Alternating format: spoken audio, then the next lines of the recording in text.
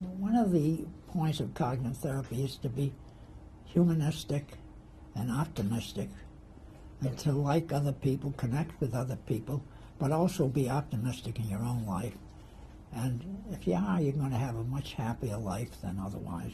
So that's what I would say is the secret. Is optimism something you think that can be learned? Yeah, and you can learn optimism by deciding that you're going to look at the positive side of things.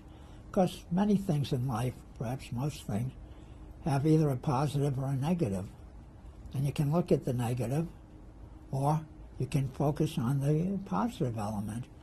And I noticed that in myself, no matter what happens, it seems I always make a virtue of it. Like if I want to go outside and get a lot of sunshine, and it starts to rain, then I think, oh, that's great. Now I can go indoors and work on a paper.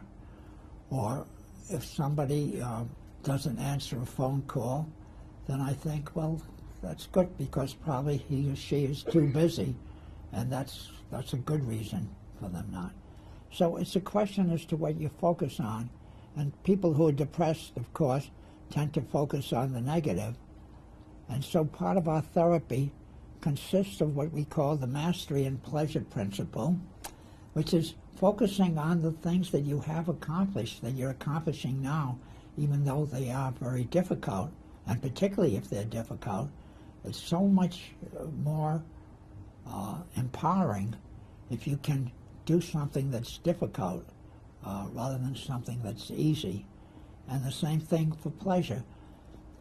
People tend to be genetically wired to be able to attach more significance to the negatives than to the positives. And so it does take training the mind to focus on what's good. And what you'll find is that there are more good things that are happening than bad things, but the bad things tend to overshadow the good things. And so it is a question of focus.